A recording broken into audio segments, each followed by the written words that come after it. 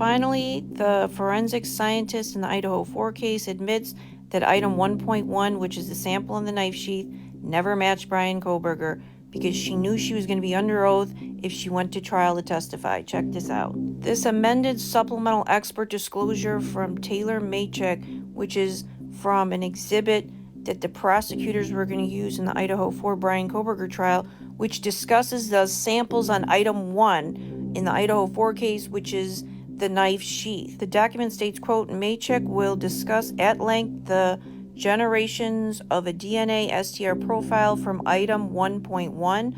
That's the swab from the strap of the knife sheath, which Maychek concluded to be from an unknown male, ultimately deemed male A. The report continues, quote, Maychek will also discuss the partial DNA profile obtained from item 1.2, which indicates a mixture of 3 individuals, at least one of which is male. However, due to low-level results, no comparison could be made. Here's the bombshell. Additionally, Maychek will explain how a DNA STR profile was generated from item 87.1, which was from the sample which was taken from the trash from the Kohberger residence in PA.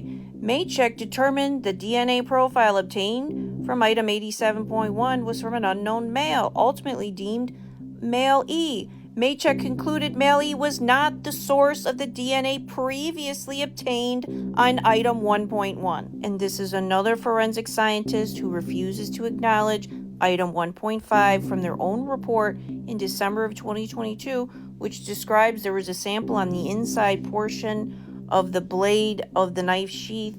It didn't match Bryan Kohberger, so they had to basically scrub it because now you have these samples that are on the sheath that don't match Bryan Kohberger. There's supplemental reports in February of 2025, which they were going to have to testify under oath because they couldn't continue the lie anymore. Not under oath, folks. So they put it in this supplemental report. This is what they were going to discuss at trial.